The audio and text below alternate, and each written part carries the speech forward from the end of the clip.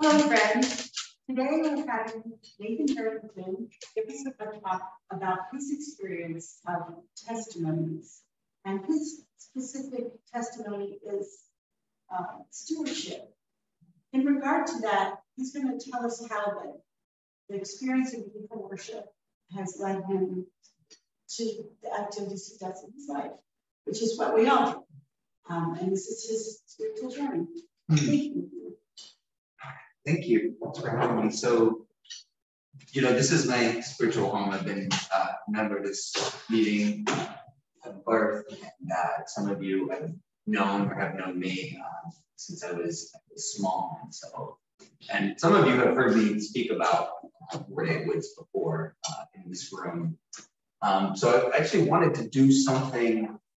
To be honest, I forgot that I was supposed to focus on the spiritual aspect of it, but I think what I have in mind is what in the same spirit, because there are a lot of dilemmas and challenges that have come up. And so usually when I have sort of a standard PowerPoint presentation with pictures and statistics that shows how great Ward 8 Woods is and all the stuff that we've accomplished. And some of you are on my email list and you see this sort of very nicely curated presentation of all the good things we're doing. And all of that's true. There's no deception in that at all. But what there is a lot of messy things that happen behind the scenes, a lot of dilemmas that I have to grapple with. And I was thinking, what better place to elaborate on some of those things in my spiritual home, and who better to do it with than people who are part of this community, some of people who have known me for a really long time. So at the end of that presentation, there's like one slide where it's kind of like, and these are the things that keep me up at night. Usually I just sort of drop it and then that's the end. But I'm going to elaborate on some of those things and here. And if at any point I sound like I don't believe in myself or what I'm doing, please be assured that that isn't the case. I see now I'm ready to smile. Should I move away? I'm just, that's simply what I'm choosing to focus on today are the doubts and the dilemmas. And I'm not going to give you my answer or response to these things. I'm just going to sort of play devil's advocate, put out the part that's hard and it gives me doubts. And then I will, and then once I'm done doing all of that, please we settle into some silence and maybe people can speak out of the silence in kind of a worship sharing. I'm not asking you to respond to anything specific or to give any kind of concrete advice on how I should deal with these things, but as well. So the first thing, well, is there anyone who has no idea what Ward 8 Woods is? Good. We can discuss that. I do have some literature and some statements here that you're welcome to take. You can certainly learn more on our website, ward8woods.org, and follow us on Twitter, Facebook, and Instagram at Ward 8 Woods. The first sort of cluster of issues concerns me personally and my identity. Ward 8 is more than 95% African American. Officially about 45% of people live below the poverty line, but from what I've seen, it's probably greater than that. And the sort of currently fashionable way of thinking in progressive politics and philanthropy is that one of the best things that we can do for racial justice is to support Black leadership, Black-led organizations, and that in any field of social change, one of the best things we can do is try to promote leadership by those who are most directly affected by the issue. And then you have me. I was born in Washington, D.C., which might or might not make a difference. I grew up in the metropolitan area, which might or might not make a difference to people in Ward 8. But my father was a judge. My mother was a kindergarten teacher to the Democratic elites. I attended private middle school, private high school, private college, and private graduate school. I've traveled to 22 countries, and I was able to buy a house, which helped for my family in an area that was then sort of blighted and considered undesirable, but in the 13 years since has become far more valuable due to gentrification and real estate speculation and so on. And so not many people have had the nerve to say this, but there have been little hints of it over the years, this idea that, well, who are you to come in here and say, well, this is what I'm bothered by all this trash, so I'm gonna clean it up. And I'm bothered by the fact that we have all these woods and there's no trail access, so I'm gonna push the trails. And I'm going to essentially speak on behalf of people in this community, and I'm going to raise money for an organization that is not Black-led and not led by, frankly, I'm not somebody who's directly impacted by pollution and environmental justice. And I think this is interestingly crystallized by something that happened recently. We had a large school group, actually from a private school in Montgomery County. I won't name it, but I will say it's not a Quaker school. And they brought like 100 students. And they cleaned up behind this apartment building that was just a really awful dump site. We removed over 7,000 pounds just from the little parking lot behind this one apartment building. And but when the group leader arrived, she was very sort of flustered, and I said, "What's the matter?" I said, "Well," she said, "Well, I just found out this morning that a third of the students aren't coming." I said, "Well, why not?" She said, "Well, a bunch of the parents said basically, I'm not sending my kid to Southeast DC. It's too dangerous. There's shootings all over the place. It's not safe. I'm not sending my kid." So that was a bunch of white parents. She said, what was more, she said, and I kind of expected that, you know. But what was more upsetting to her was that there was a Black parent who said, "I'm not sending my children because this is an exercise in white saviors. I don't think it's right to send a mostly white school group into a Black neighborhood to clean up trash. If people there cared about the trash, they would clean it up themselves, and if not, so be it." So that's one set of issues we have to contend with. Another is, you may know that our signature program or initiative is what we call the Park Stewards program. I, as the founder and director, employ Ward 8 residents who have barriers to employment. So most of them are ex-offenders, people who have been in jail. Some of them have disabilities, some of them have, no high school diploma, GED, a lot of them have very spotty work history, family challenges, just things that make it hard for them to kind of hack it in the traditional job market. And so one of the bases upon which the organization sells itself and raises money is that this is a green jobs program for people who might otherwise not have work. And that's really good. And we have a lot of, if I had enough money, I could probably hire 50 people, because almost every day that we're out there, people are saying, "Hey, I love what you're doing, can you hire?" And it's always, well, maybe if somebody leaves who can only afford to hire 4 or 5 people at a time. The minimum wage in DC is, and we say that we're paying living wages. So the minimum in District of Columbia is $5.20.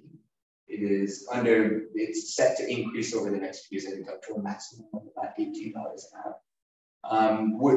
The base rate for Ward 8 Woods Park Stewards is $19 an hour. So that seems pretty good. And once they're there for a couple of months, they can get more. So most of our people that I have with me now are making $20 or more. But it's only about half time. So, and after taxes and everything, they're only taking home maybe $400 a week. $800 every 2 weeks, $1,600 a month. You can't afford an apartment on that. In fact, I have a guy right now who is homeless. He was illegally evicted from a house that belonged to his recently deceased grandmother. Unscrupulous uncle said, "I'm going to read it all, but everybody's got it." I went with him to, the different service providers trying to get, him into some stable housing. But he sort of falls through the cracks. He doesn't have kids. He's not disabled.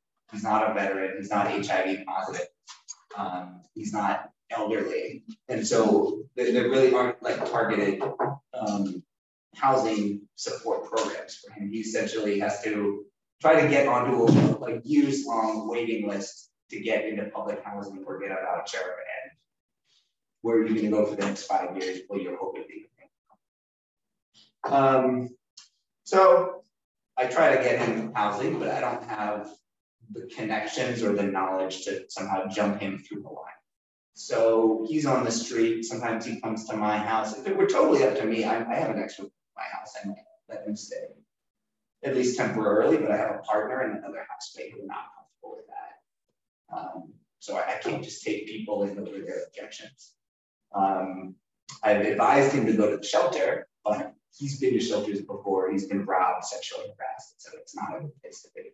So you could say that in a way I am holding these men in poverty because I am not paying them enough that they can support themselves. And it's the organization, in order for them to actually live comfortable, dignified lives, we would probably have to pay them at least $40 an hour, which we would have to raise and spend twice as much money as we currently are in order to do that. So I struggle with that a lot. Another thing related to the park stewards is, so we're trying to provide opportunities for people who might struggle in the mainstream job market, but how much do I tolerate? For example, I have a guy who, he has a 5-year-old son who lives with the mother. The mother and the son live halfway across town. It's more than an hour by bus. Because of the mother's work schedule, one of his roles, this guy, is to take the son to school. But that requires him to get up early in the morning, ride the bus more than an hour to where his son lives, take him to school and then ride the bus. More than an hour back to Ward 8, where he lives and where we work. And that causes him to be more than an hour late almost every day. In almost any job, that would be unacceptable. The other crew members are frustrated. Where's Bill? Why is he's supposed to be here? Why is he not here? Do I fire him because he's trying to be a good father? And I'm trying to maintain a certain standard for how my organization, my crew is run? It's a dilemma. I have another guy who, usually I'm not supervising, but there was a day recently where I was not feeling real well and I had stuff to do in the office. So I sent the crew in the woods without me. And they knew where to go and what to do. And they were supposed to do it until 3 o'clock. But I have a GPS monitor on the pickup truck. So I know just to make sure that nobody's going anywhere they're not supposed to. So the GPS monitor shows that they left the work site an hour and a half early and spent 2 hours driving before bringing the truck back to the office.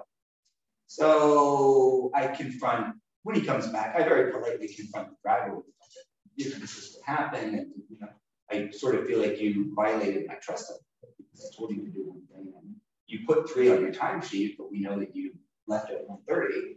And he explodes. He becomes very, very agitated, very belligerent.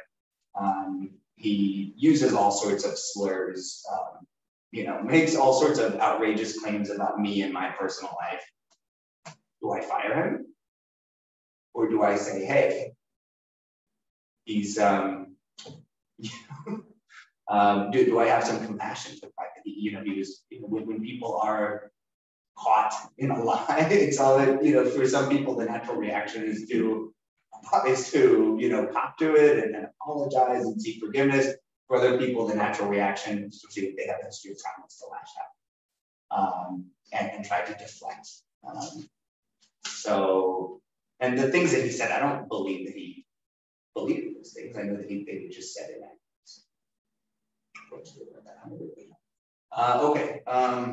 So that's one cluster. So there's the cluster of problems that concerns, or dilemmas that concern me and my identity. There's the ones about how I pay and treat these people who work with me. Another has to do with just the problem of environmental injustice and restoration. So we are not dealing directly with air pollution or climate change. We're dealing mostly with the problem of trash and the fact that parks in Ward 8 have been used as a dumping ground for decades, and the National Park Service, the city government, have done very little about it. It's never been a priority. Some of this dumping is happening from construction projects, and there's a lot of houses that are actually being renovated, and sometimes the contractors go in and gut the whole house, and instead of spending a lot of time and money hauling stuff to the dump. They would go to the woods at the end of the street and just dump it all down there. So it's pretty clear that this is a case, you know, somebody is in there, they're making money. These are in many cases out of state contractors who are not connected to the community, and it's their greed and laziness that they think it's okay to dump in somebody else's neighborhood. But where it gets more complicated is when you have residents who, in some cases, every day for years, have been throwing their household trash into the woods across the street from the building, or over the fence into the woods that they're building backs onto, turning the place where they live into a dump, to the detriment of themselves and their neighbors. What do you do about that? Should you call the police and try to have them arrested for illegal dumping? That's certainly not the favored answer in the current political climate. It doesn't particularly sit well with my values.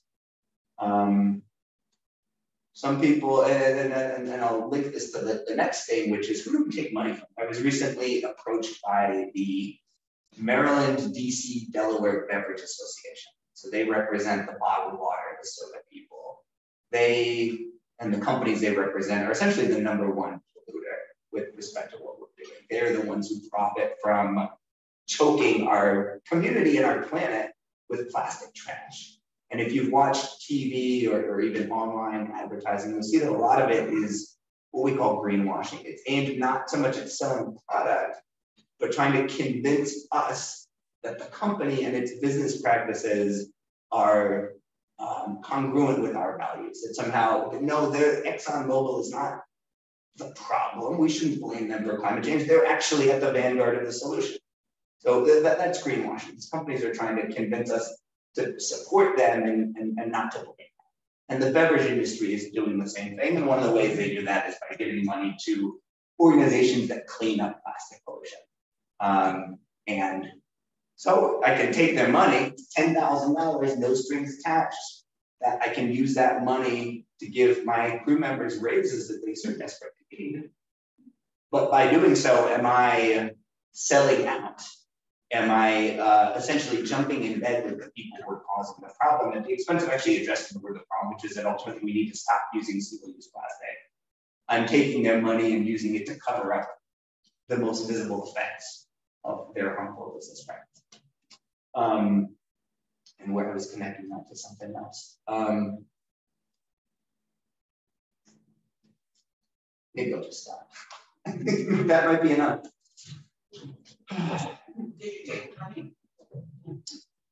Yes, but then we gave it back. We gave it back because, well, to be honest with you, it's a long story, but we came to feel that we were being used for their propaganda purposes. And that was causing us to lose respect and credibility with some of our partners in the local community. How did your crew feel about that? I didn't tell them. They're usually not privy to the financial business side of things. Maybe they should be, they're not. So is their work mainly cleaning up? Yeah, so they do the really hard, sort of, in some ways hazardous work, going down in these overgrown wooded areas and pulling out years and years worth of litter and construction materials and tires and car parts and a lot of them, like that type of work. They, it's like physically active. They get to be outside. They feel like they're contributing something to the community. We get a lot of positive feedback from the residents, thanking us for what we're doing, other people wanting to do the same work. But we also have, there's some inherent risks. Fortunately, we haven't had any serious injuries, but sometimes people have to take a few days off because they get a nail through their hand to drive people to the hospital. They get cut by glass and would pay a lot for insurance because for that reason. There's only so much I can do to keep people safe. Yeah. Couple questions I have for you. What are the trash pickup and the recycling possibilities for people like her? We talk about people throwing stuff away. That's and whatever. So we see the trash pickup was really abysmal. Yeah. We don't know how to recycle. Is there a teaching element that needs to go with people to be able to use a better way of trash away? Yeah, definitely. I can speak to that actually because. She's an expert. No, it's funny because our board for council member of UC and so like with the pandemic, we had an issue with people are in their apartments more. And so there's this abundance of trash, right? And so everybody's having like rat issues. And so praise to my council member, because instead of going to every apartment owner and saying, you're not having adequate trash facilities, she actually looked at what the law was, which was really vague and not specific about if you have X apartments, you must have trash collected X number of times a week. You must have X size container. There was none of that. So, of course, many apartment owners would like to save money and not collect trash like people. So I'm hopeful that with this systemic solution that will solve issues, all over the city, hopefully, because apartment owners will understand what the expectations are, and then they can be fined if they're not meeting it, instead of the folks who are in apartment facilities without adequate trash containment or collection. Yeah, absolutely. We should talk more about it because that is something that our outreach coordinator is working on, is trying to go to these different apartment buildings and talk to management. But a lot of the same buildings that are in poor condition and they don't make repairs and they, don't treat the residents well, are the same ones that don't have enough trash disposal. And the city doesn't have a proactive system for enforcing the existing regulations, which are themselves inadequate. They kind of wait for somebody to complain. And it tends to be the more educated, affluent people who kind of make those complaints. So then the city comes back and says, well, Ward 8 gets worse services because people don't request services. Well, actually, we submit a lot of requests and they get ignored. I have a question, Nathan, and again, as you know, that I think it's fabulous what you're doing. And I know you've thought about this, of course, but where are those voices? How do we bring the voices into the rooms? Not a whole lot of diversity here. Yeah. How do you get those voices into the room? It's the community you're supposed to be benefiting. Where are they? Yeah. It's not, don't get me wrong, I know that's a hard one, but for sure, it's got to happen somehow. Yeah, I mean, I thought about inviting one of the park stewards to come here today, but nobody wants to work on a Sunday. Nobody wants to drive an hour to a part of town they've never been to talk to a bunch of people they don't know. So from one perspective, it would have been, great of me to bring somebody in on it. Why would they want it? It's also, what you're saying is very true, and it comes up with a lot of our volunteer events where they are widely publicized. Anyone can sign up and show up, and the majority of people are not Ward 8 residents. Volunteering is kind of a luxury for people who already have income and their basic needs are being met. And actually, that's actually part of the inspiration for the Park Steward, as I was leading volunteer cleanups for like 7 years.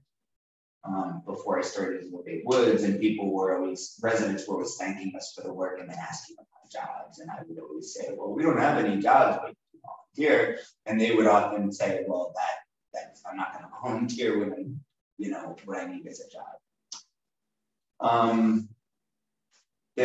One thing I've been doing is taking the park stewards with me to a lot of sort of gatherings of local environmental community. So DC Department of Environment has a watershed partners meeting, and it's mostly white middle-class environmental advocates, but they brought my crew.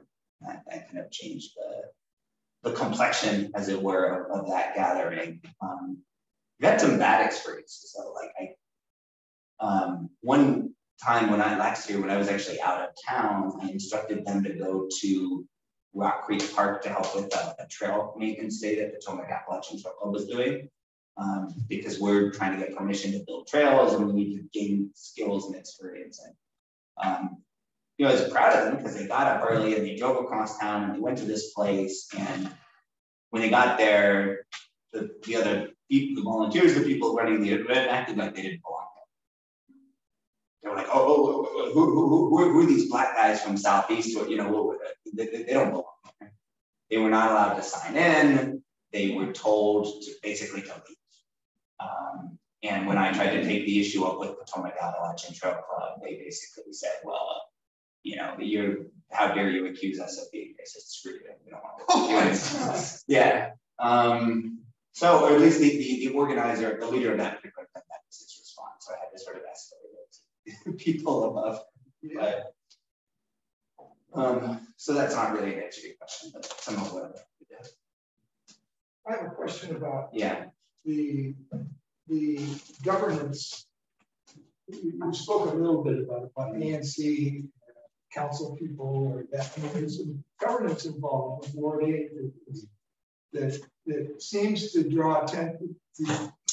It seems like the attention has to come from a dominant political culture that has kind of ignored that from your perspective in terms of environmental. And it seems to me that there must be, given all of the younger people like yourself and younger who have gotten involved in environmental issues, save the earth, that kind of business, that there would be African-American groups in cities that somehow you could, I don't know, there'd be some way, maybe you could have one of your African-American, you know, persons who has worked with you, maybe you could put him on a little research project or something, but let's do it together, some way to reach out to the dominant culture that ignores Ward 8 from your perspective, and get some, you know, something going on that's not just white dominant Sierra Club types that, oh, well, let's spend a Saturday helping them. I know a lot about society just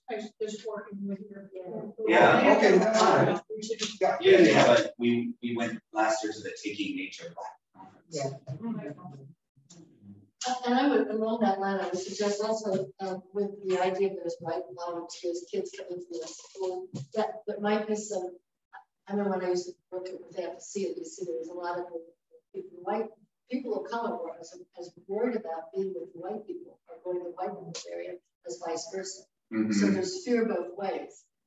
So I would suggest that you take some of the folks from your group and go out and do some relationship building at a school before they come in to there. Just so there's other, it's kind of mutually, let's work together rather than just come trash. Is there a way of interfacing with the schools in Oregon? Yes. Is there a way in their curriculum for environmental? So I mean, I guess one of the hard things about this is that there are a million things that we should do and would like to do and that we're doing when it comes to just engaging the 85 people in Ward 8 around, you know, environmental consciousness, reconnecting to the land. And, and that's another thing. So we constantly have to make the case that the environment and the woods are something worth paying attention to, along with all the other sort of unmet needs and crises that people are Who is your councilman? His name is Trayon White. Yeah, and he's well, I don't know. I don't really want to get into it, but he's kind of he's a protege of the late great Marion Barry, and he, you know, why do you stop? Why do you stop? Be a stop for a minute. You just said the late great Marion Barry. So we're back. I think we need to take a moment and honor them. Instead of having a negative reaction to them. A lot of good things. Yeah. So, in one aspect of Marion Barry's legacy that people really embrace to this day. In fact, before he got into politics, he started a nonprofit called Pride Inc.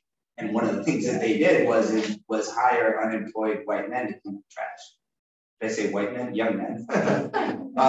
Probably most of them not white. And then as mayor, he created the summer youth employment. So many Black Washingtonians will say they got their first job through that. So, and Trayon White is also supportive of what we're doing.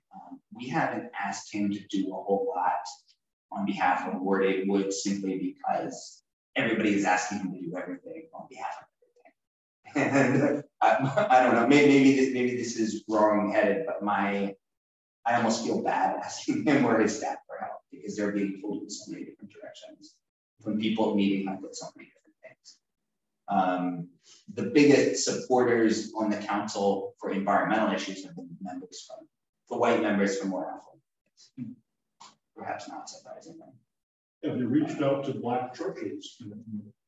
Somewhat, yeah. One interesting thing about churches in DC is that many of them have members, most of whom do not live in Port 8 or not live in DC, or at least not in the vicinity of the church. Because, at the same time there's been all of this white flight, there was also a Black middle class flight. A lot of people moved to Prince George's County and more recently to Charles County and so you go to a lot of churches and you'll see a lot of Maryland, Virginia plates. But certainly many of them do care about the community. A lot of them have an older membership. It's not like go out and say like tires out of the woods, but that is one of the things that our outreach coordinator is working on is outreach to churches and schools in Port 8. Would you consider it too much of white saviors and to have a training program about standards of employment, being on time and telling the truth? Yeah, that's what they call like workforce readiness. It's like separate and apart from any particular, like they can teach you how to do a specific job, but like, do you know that you're supposed to dress a certain way and talk a certain way to your supervisor? Certainly it's, it would be hard for me to be, it's harder for me to lead that discussion than maybe for somebody else. So yeah, it's something we need to do more, and I probably need to lead something.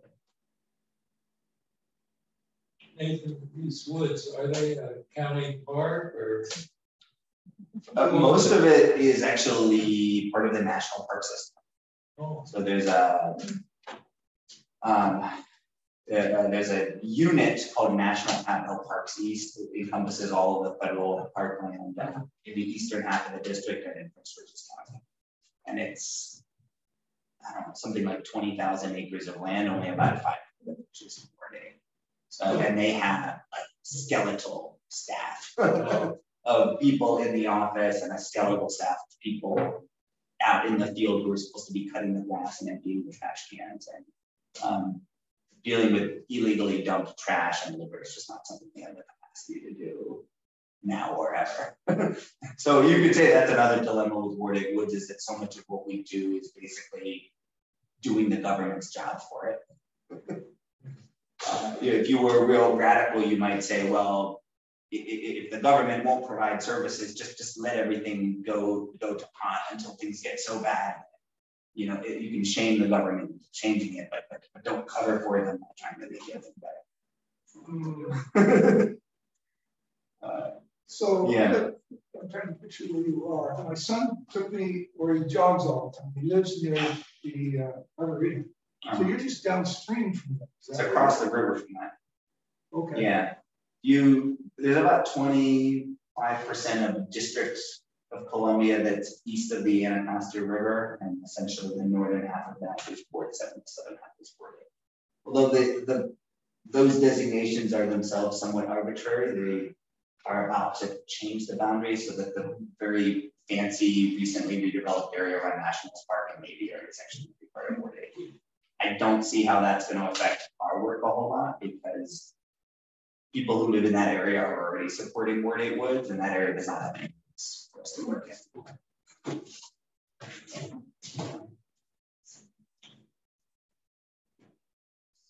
Nathan, can I ask you a philosophical question? One thing I really appreciate about this conversation is that so much of what you're talking about is you're talking about people. Yeah. You're talking about how we treat other human beings. And there's not this disconnect between the environment as like something we live in, but right, that is apart from us and ourselves. Right. So I don't know, could you speak to that dynamic? Because I think traditionally in our environmental work, we very much, it's about going out and cleaning up rivers and, and kind of seeing it as the environment as an object that we attend to rather than an integrated part of who we are. Yes, and actually it's because of that Does anybody know of Steve Coleman? He's actually a Quaker. He's a member of Friends Media in Washington, and he's the founder of a group called Washington Parks and People. It started in I think the late 80s in Columbia Heights, Meridian Hill, and Malcolm X Park there on 16th Street. He, along with other people who lived there at the time in that area, was a lot less densified than it is now. Got together and they tried to sort of reclaim the park from prostitution and drug dealing and violence. They cleaned it up and they got the Park Service to improve the infrastructure, and now it's this beautiful park. And in the 90s, they shifted their focus to Marvin Gaye Park, which is kind of in the northeastern part of the city. And they did something very similar to what Woods is trying to do. And he always emphasizes the fact that they chose that name, Parks and People, to make clear that the parks, like just as a space, mean nothing. It's really about how the people exist in that space. So, yes, our motto is healing the land, empowering people, and that it's aspirational. You know, I don't think we always live up to that, but that's the goal. And when when I'm introducing people to what Woods is about, I have to start by saying, you know, the environment is not what's happening in the Arctic or in the Amazon. It's about, you know, or even in the ocean, it's about the air you breathe, stuff you smell. This trash is, but the smell is a big reason why urban trash is a problem. It's about what you hear. It's about the water you drink, everything that you experience every day. That's your environment. And one of the things about living in poverty, in an area of concentrated poverty, is that you're exposed to a lot of harmful stuff in the environment. Trash is one thing, air pollution, water is less likely to be safe. Here's another thing that I've been thinking about lately. A lot of people in this country, obviously, but in my observation, especially in Black America, people do not trust tap. And they believe that if you want safe water, you have to buy it you have to drink it from a plastic bottle. Right. And so I despise bottled water. I won't go near it. I refuse to buy it for my crew. I have a cooler, I fill it up with tap water and ice. Some of my crew members will not touch that because they're convinced that it's contaminated with lead or who knows what.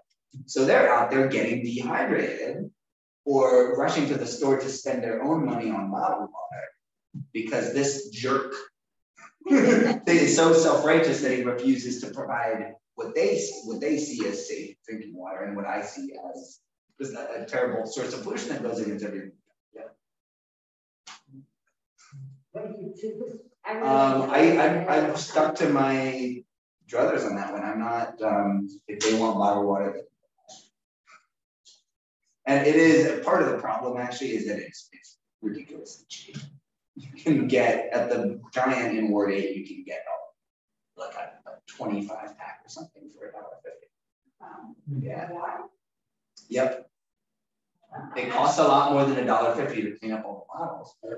That's someone else's problem. You're just scratching the surface though of this idea of like a biophobia. Yep. Right? Like if you're so disconnected from your environment for generations, right? And also your environment has been made foul. Yeah. So there's this whole feedback loop where why would I go in the woods?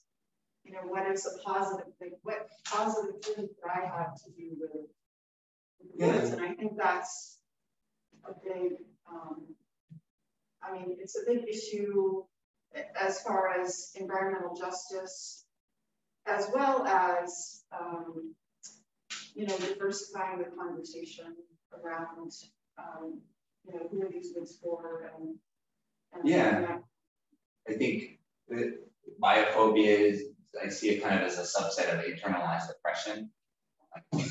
You know, because the outdoors has been a site of trauma historically for Black Americans through lynching and so on, and because they've been excluded from parks and swimming pools and environmental organizations. There's this sense that, well, those things just aren't for Black people, and that becomes a self-fulfilling prophecy when people believe and act on that. And then with the water, it's easy to me to say, well, of course the tap water is safe. And I read in Scientific American, more likely to get lead poisoning from bottled water than tap water. I say, well, what about Flint? Or what about this school? What about there have been a lot of really old school buildings, and you see that whole pipes where they had to shut off the water. So there is a legitimate concern. This is let me see it. Question of you, because you have been so open about your own struggles and your consciousness of yourself in that community. As you see the time you've spent there now, if you had to have a graph that gives you an emotional, your emotional feeling about what you're doing and how it's being received by others and who's coming to you and actually partnering with you in some ways, not just looking for $20 an hour kind of thing. As you in the community with the teachers or whoever it is, what's your sense of self and comfort with any kind of a indication that things are kind of moving in a way where you're kind of, even dealing with all these racial issues that you're very self-conscious about for good reasons. But how are you feeling about your idea of this, what you've been doing, and the kind of support you feel having, the inroads you're making with those who are the other? I don't know. This is kind of I know you have a consciousness to figure it out. Well, one thing I can say is that there are a lot of social divides among Black Washingtonians in Oregon. So I speak at neighborhood association meetings and advisory neighborhood commission meetings and churches, and those folks love what we're doing. And some of them, they're the ones who come out and volunteer, some of them donate, they help spread the word. And then there's the vast majority of Ward 8 residents who are not civically engaged, don't belong to any of those organizations. Many of them are essentially in survival. It's like, where am I going to sleep? Where am I going to get food? Is somebody going to attack me? Am I safe? And engaging them is much harder. But the way in which we've successfully done that is through employment.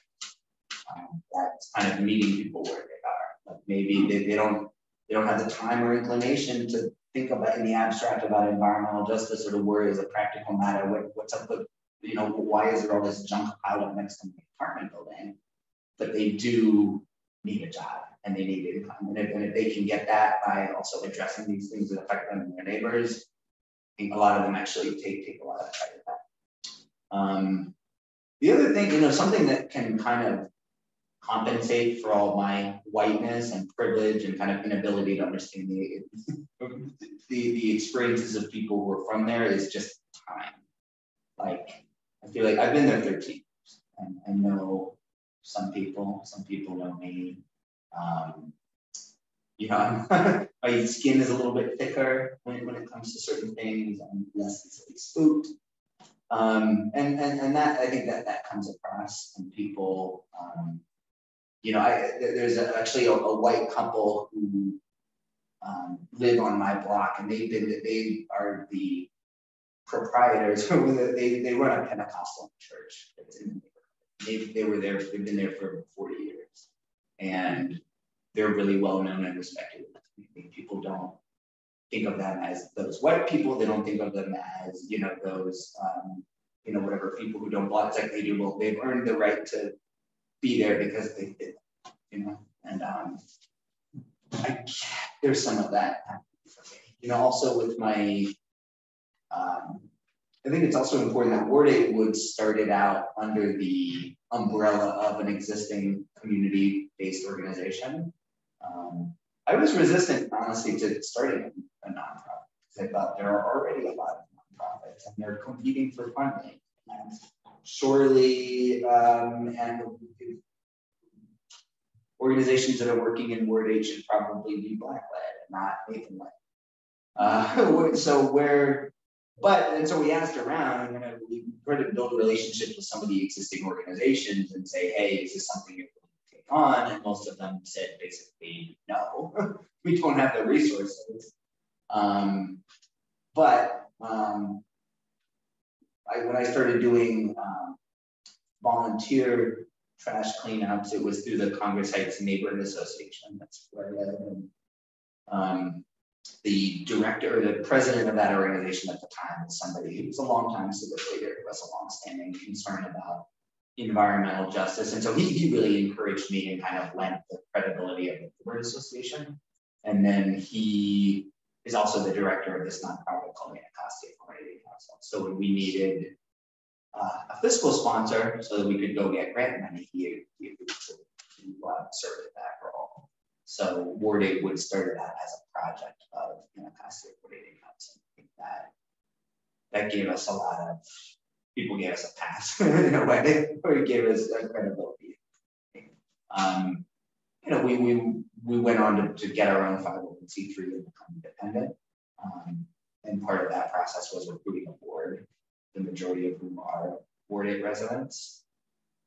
So I rely on them a lot for wisdom and sometimes for talking to the parks.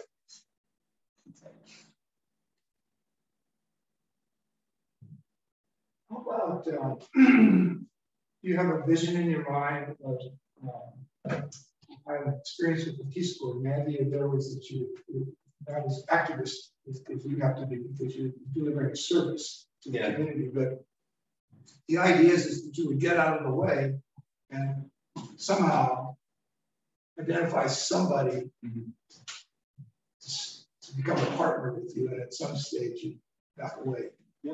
Is that something in the back of your mind? Yes. Yeah. Definitely. I love what I do. I'll probably do it for another 5 to 10 years. But not forever. Both because I'm a restless person. I don't think I can do one thing for too long without getting bored with it. This is my second career. I was a teacher for a little bit. But more importantly, like you said, because there is any organization or school or whatever that has a founder, as great as the founder may be, they always have limits, things that can't happen until they step aside. In this case, Black leadership is important for that.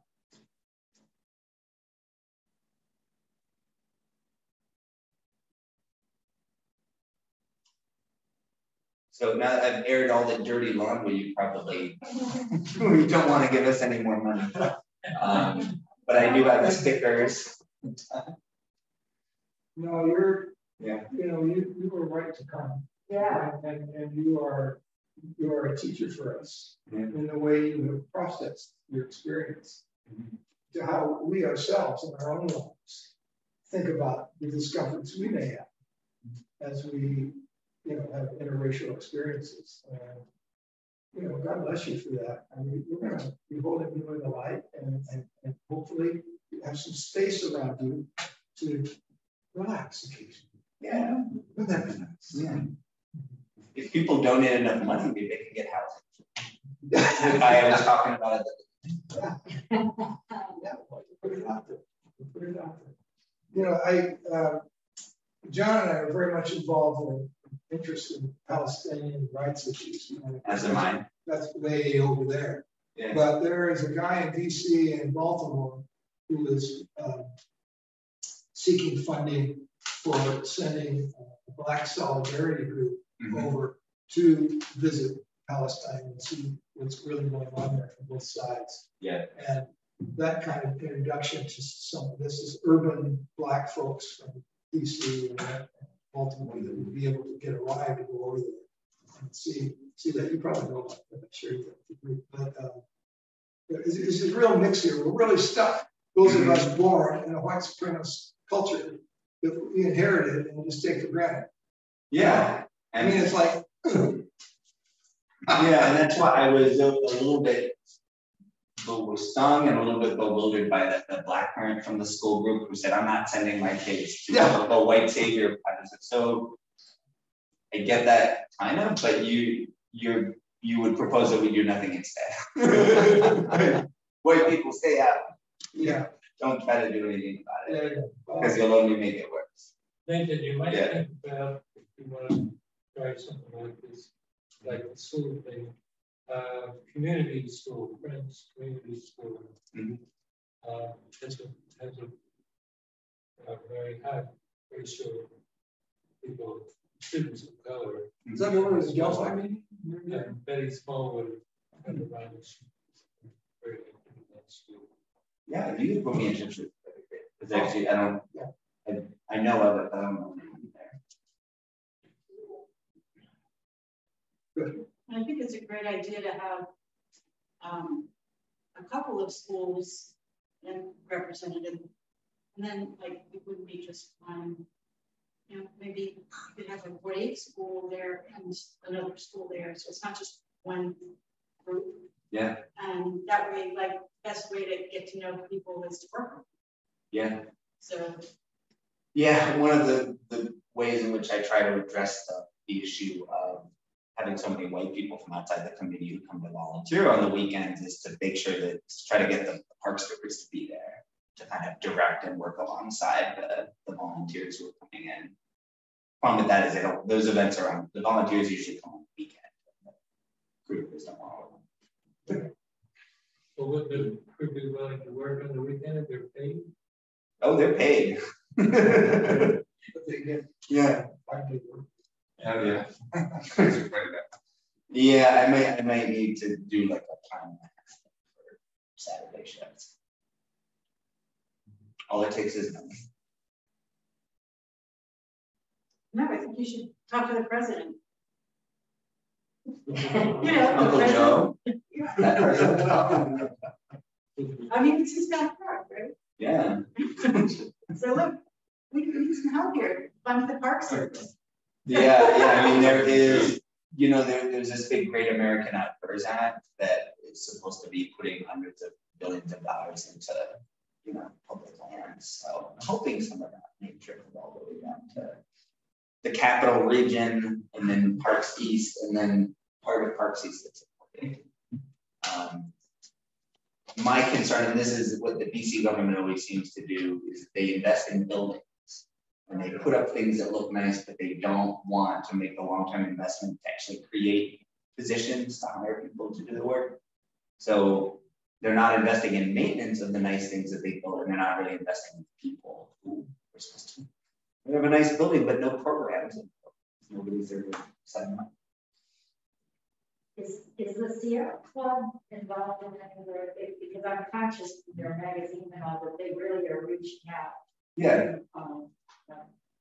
They are, yeah. In fact, we had a big Earth Day event a couple weeks ago, and a contingent from the DC chapter of Sierra Club came and did a brand audit. So they took all the plastic bottles and they sorted them, not just by product, but by the parent company. Because Pepsi has a bunch of different brands and Coke. So we were able to say, okay, Pepsi, Coke, Nestle, those are the three parent companies that are responsible for this trash pollution.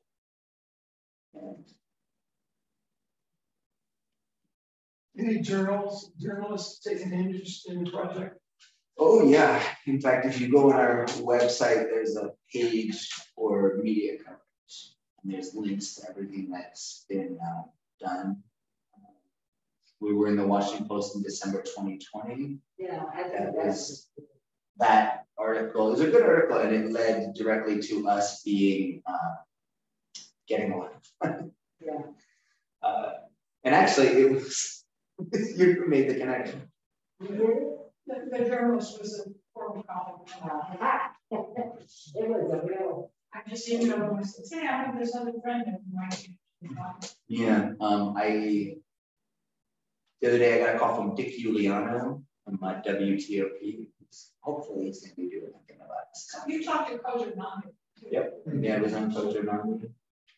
I've been on WAMU and WPFW, but this will hopefully be our first time on WTOP.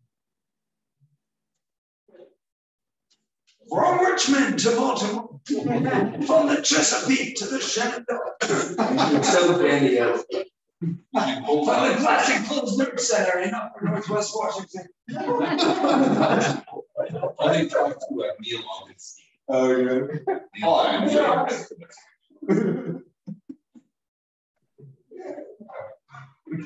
Well, thank you so much for joining us. Wow. Thank you. Yeah. I feel better. I feel like it was almost therapeutic. Yeah. Get through that shit off my chest. Yeah. It's not a bad idea. You got time. I mean, you need Yeah. to, you know. In fact, his instrument report right here. Yeah. Mhm. Yeah. You all, congratulations, you're all members of my discernment committee. Was the meeting provided grant your? Yes, yes, we've gotten donations from a number of individual community members, but also from friends in the New Nation. Yeah. I'm still waiting for my t-shirt. T-shirt. For what? My t-shirt. Oh, I'm sorry, I didn't bring them today, but So I can brag about Bridge, which is